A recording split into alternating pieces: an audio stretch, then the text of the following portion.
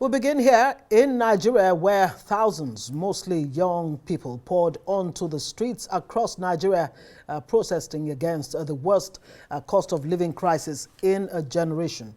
Roads were blocked in parts of the country by either placard-carrying protesters or armed security forces deployed overnight after days of mobilization for protests against the government of Nigeria, President Bola Tinubu.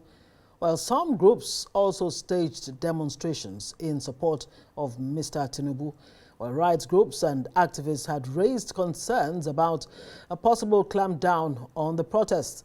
Many businesses across the country were also shut on Thursday amid fears the protests could be a replay of the deadly 2020 demonstrations against police brutality in the West African nation, or a wave of violence similar to last month's protests in Kenya, where a tax hike led to chaos in the capital, Nairobi. Protesters chanted songs as they listed their demands, including the reinstatement of gas and electricity subsidies, whose removal as part of the government's audacious reforms to grow the economy has had a knock-on effect on the price of just about everything else. No person is talking about their right to protest, but the court order have said that they should protest inside the stadium. Hey, where are we? Are we not at the National Stadium? We are at the National Stadium. We are in the National Stadium. Okay, but now, talking about... And you know that I've actually not seen the order. I've not seen the order. All I have seen are news reports. We are protesting peacefully. Look at them throwing tear gas at us. We did not do anything. We did not cause any harm. Police are throwing tear gas at us. We are hungry. Tinubu, please come and address us. Well, in Kaduna, protesters have looted and set parts of the Clear office on fire. Samuel Arwan, the overseeing Commissioner of Internal Security and Home Affairs, along with heads of other security agencies, visited the office to assess the situation. Meanwhile, the state police spokesperson reported that security operatives arrested protesters found with incriminating items such as jackknives, live ammunition, and police camouflage uniform.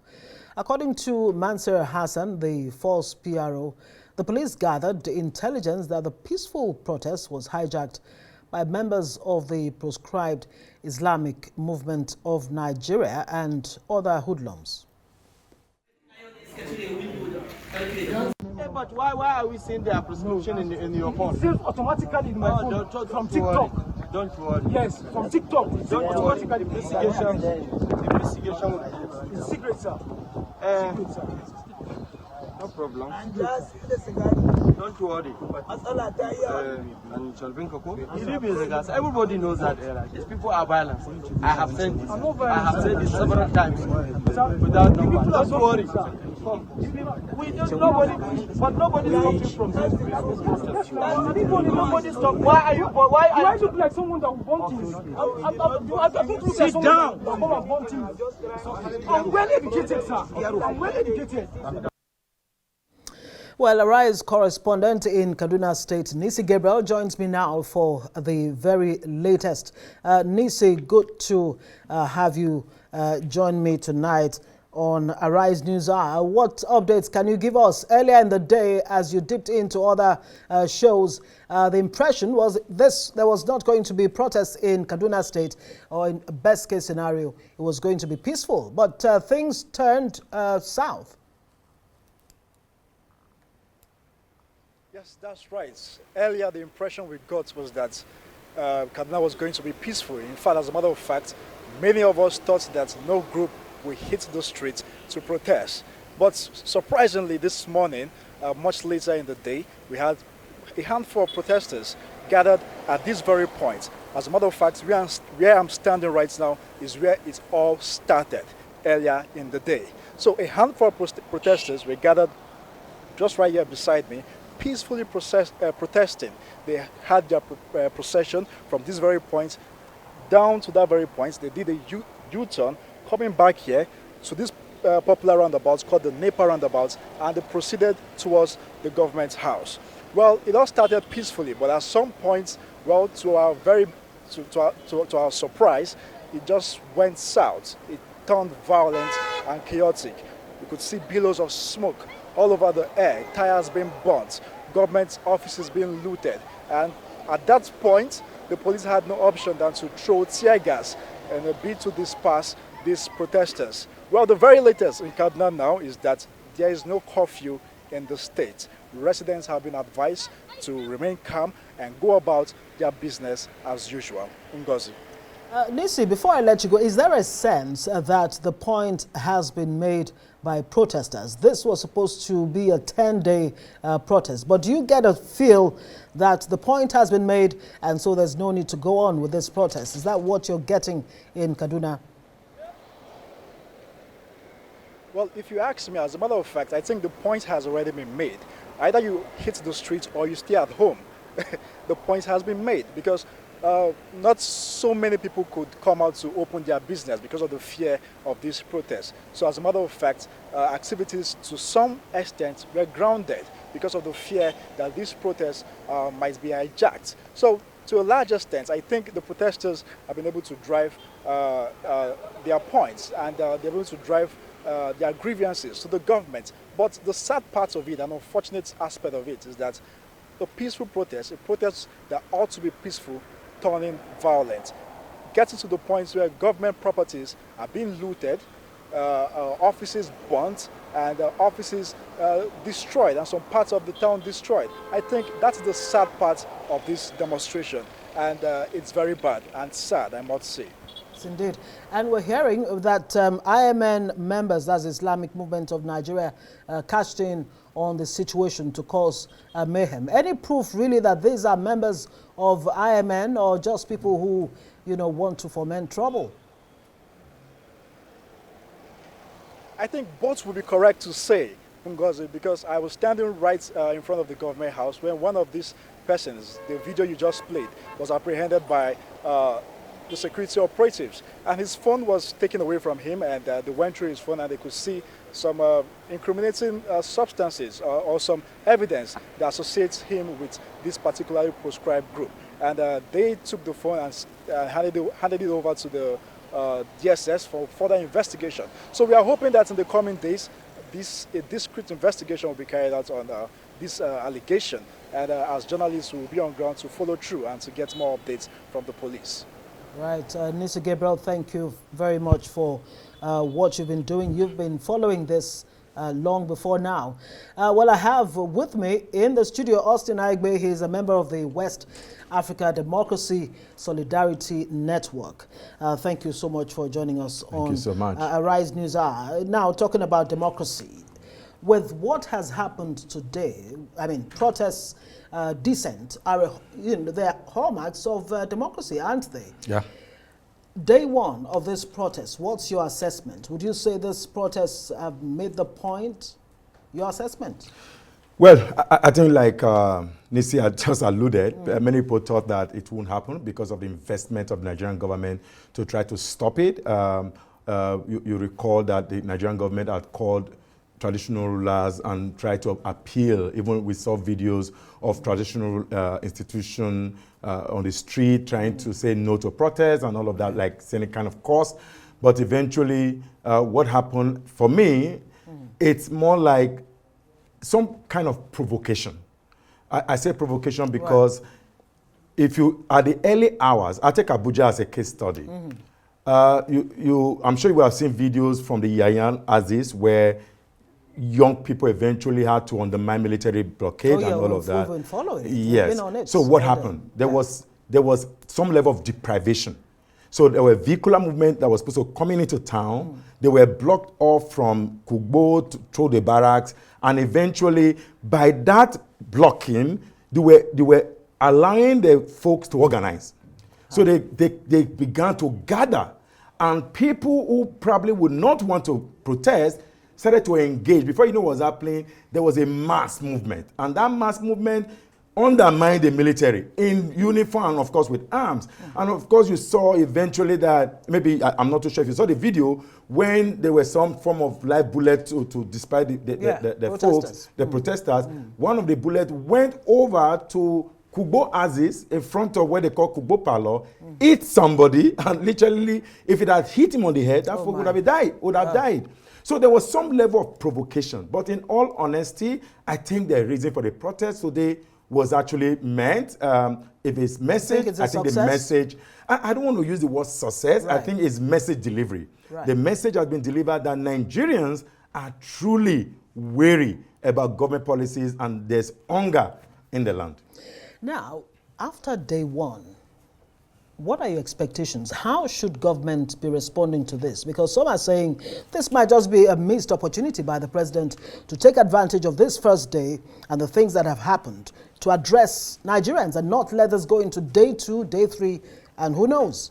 I actually expected the president to have shown up like a day or two before, or even last week. Because the story about the protest has been on for like a month. So we knew. And you got a month notice to pull back, look at the policies, interrogate them. And there are, of course, policies that are so clear. For instance, on your day one in office, you remove fuel subsidy without any interrogation, without any policy framework. And suddenly you went further to do some kind of dollar floating, and those two policies, you were expecting some form of Adam Smith proposition that the invisible hand of demand and supply will operate. But the invisible hand of demand and supply did actually operate, but it went against the notion. Ordinarily, you expect that with the removal of government intervention, at the end of the day, you're going to see influx of petroleum product coming in, and there will be a high level of competition.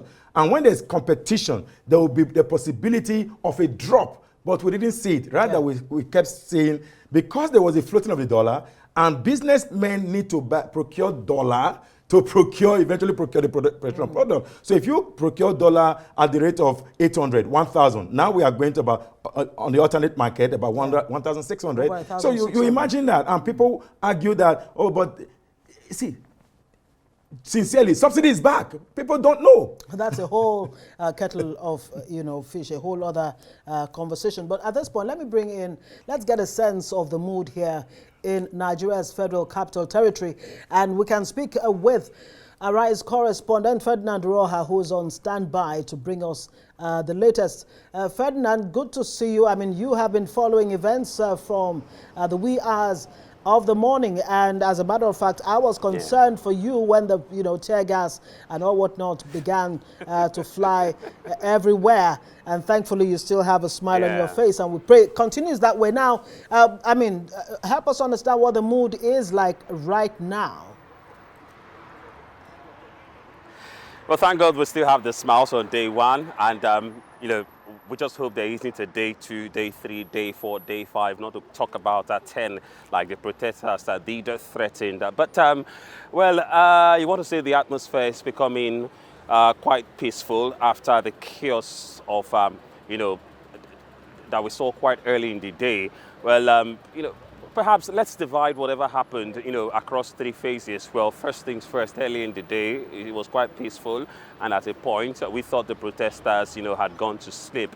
But then they converged at the National Stadium, like the authorities told them. And at about 11 a.m., they said, they are tired of staying at the National Stadium. It's not a sporting activity. It's a protest. They wanted a road protest, and then they did embark on that road protest. Well, they got to the 3 arms zone, and that's exactly where the security officials said enough is enough. And we started seeing canisters of tear gas flying. Well, hundreds of them, you want to say, and that did push the protesters back, and some other groups came in. But all in all, well, as regards the Federal Capital Territory, well, things were quite handled. You want to say, well, it was pretty handled by the security operatives. Well, in other parts of the FCT, where there was also violence, well, in Nyanya, there was violence, well, also in or perhaps you want to use the word chaos. Well, permit me to replace the violence with chaos. Well, also along the Kuba Express Road, well, there was also chaos. And talking about protesters being confronted by security operatives who felt, well, they shouldn't move further into the city. But all in all, we've not been able to put the casualties together. We're hearing, maybe 1 or 2 in some places, but we will try to authentify it and see exactly if there were any casualties. Yeah, Ferdinand, are you able to say this, particular situation was what triggered the, security personnel shooting tear gas? Were they provoked in any way? What really led to things, going left? Well, absolutely no. There was no provocation. Permit me to say that. And, we saw the protesters march from the National Stadium to the 3-armed zone. And within that period, while they marched, well, we saw the members of the Gas Brigade, and we also saw policemen provided cover. And it was at the point that they got to the 3-armed zone, well, they were trying to make their way to the Aigbe Square to begin to have some sort of a rally. And that was exactly what the security operatives didn't want. They didn't want the protesters to gather at that point. Now, let's not forget exactly, that was about the rallying point during the NSAS protest.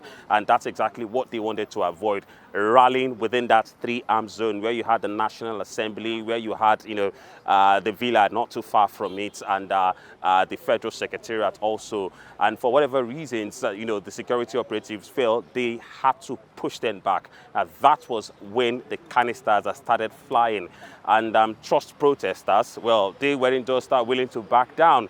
And so we saw some of them, threw the canisters back at the security operatives. But I can tell you that we didn't see any live ammunition fired.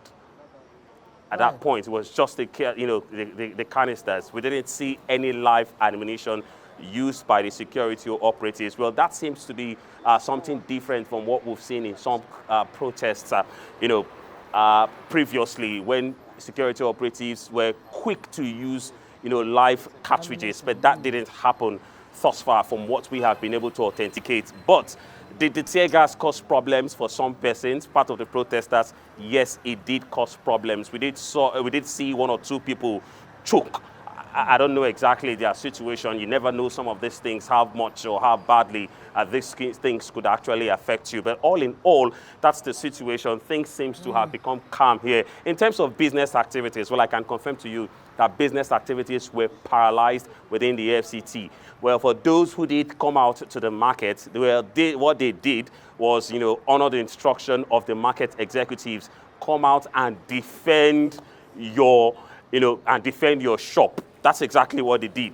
Come out and defend your shop. Ensure that the looters didn't have opportunity to come in. Right. Ensure that, well, whatever is happening, people didn't make use of the opportunity and then cause chaos.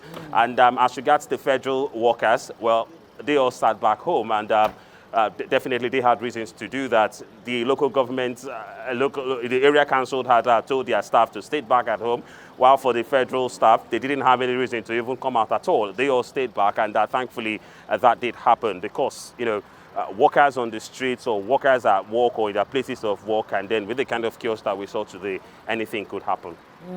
And hopefully with day one and the points made, we hope things don't, degenerate and go further. Ferdinand Roha, thank you as always. Thank you very much.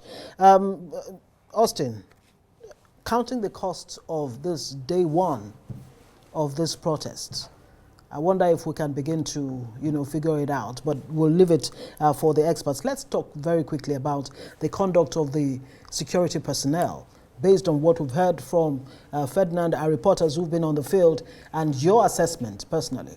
So in all, I'll give the police, of course, with the coordination that happened today, you will know that there was some level of caution.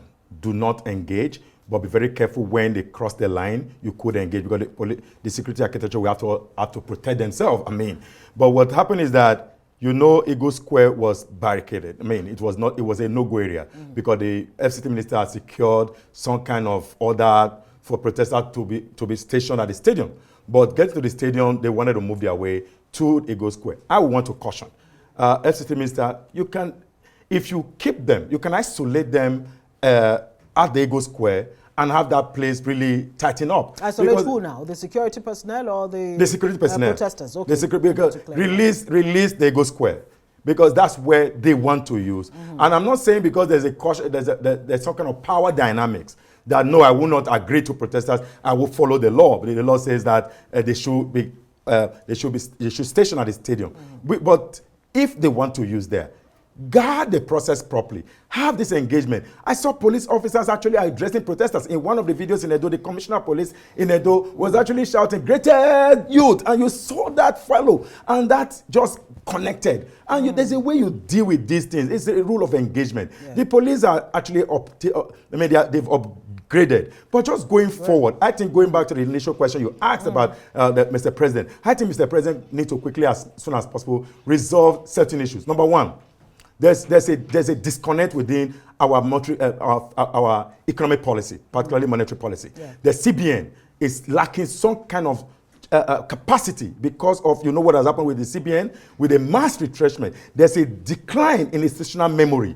There's a decline in the capacity to actually turn out certain policy or advise on some trajectory. That is a challenge. And now if you snowball that to the fuel subsidy regime, rather than remove fuel subsidy as it were, you can actually deal with the inefficiency in the system. I mean, we know that the fuel subsidy regime had a lot of illicit financial flows. Yeah. You can deal with that, block all of the loopholes, and then, very importantly, deal with those who are fraudulently. Right. If we have enough time, we'll talk about what, in what direction exactly our democracy is going. Because before all of this, there were pleas, there were strong words to say protesters should not go ahead. We'll come to that.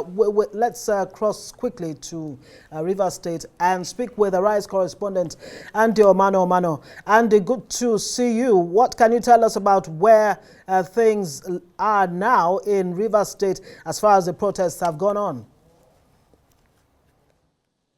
Okay, thank you so much, Ngozi. Great to also see you. There is some level of calm now returning gradually to Port Harcourt, the River State capital, compared to earlier in the morning and this afternoon. We're all aware that the governor did address the protesters at the main entrance to Government House, and thereafter there were a pocket of one or two other protests. But unlike in the morning hours, Rivers residents in Port Harcourt City, many of them are outside their houses now, trying to pick one or two things, probably preparatory for tomorrow. Ngozi, I must mention, because today was a test case, and the thinking was that nobody was going to protest, but there was a protest, and it was a very successful protest in terms of security men living up to their billing. What do I mean by that? The security men I saw today, for me, the kind of security men Nigerians are expecting, those who will protect Nigerians who are on a lawful protest, as it were, as we speak. Right now, everything seems to have returned to normal. People are walking at different streets. People are going about their normal businesses, trying to get what they needed to get for the evening, because, in Nigeria, if you keep a man indoors from morning till evening, he isn't going to be the same person, as it were. And so we've not recorded any news of anything on tours, as it were. 1, 2, 3 places we visited this evening. The streets are busy. People are trying to see what tomorrow holds. I must quickly add that the civil society organization, Andy, that is the lead.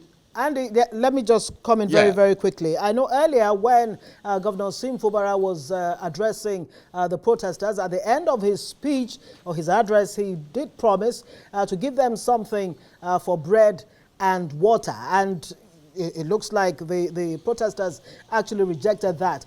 Tell us more about that particular situation. Very quickly. Okay, thank you so much, Ugozi. You actually offered to provide the protester with some money to get pure water, as it were. That's the Nigerian, this water that is usually packaged in water sachet. But the protesters there did not accept the governor's offer. They did not accept the governor's offer, not because they didn't like the governor, or he's not doing that which is expected of him at this second tier of government. They rejected, and they sent him a message to the Mr. President, President Tinubu's administration that his policies should rather be tailored to be people-oriented. What do they mean by that? The cost of living is at the rooftop. And so the protesters did say that, look, no, we're not going to collect money for pure water. What we need is for the federal government to put people-oriented policies in place so that the harrowing experiences that Nigerians are witnessing as a result of the economy that is not friendly will be reversed for the benefit of all. That was what transpired. It's not as if they rejected the governor. Right. Yes. Thank you so much for joining us on Arise News Hour. Austin, apparently Nigerians, especially the youth, are saying we know what we want. We don't want tokenism anymore. We want, far-reaching... Good governance. Good governance, as simple as that. Austin Aigbe, thank you very much for joining us. You've been watching an abridged version of Arise News Hour with me, Ngozi Alebu. Please keep it here on Arise News as we continue our special coverage of the nationwide protests. See you again.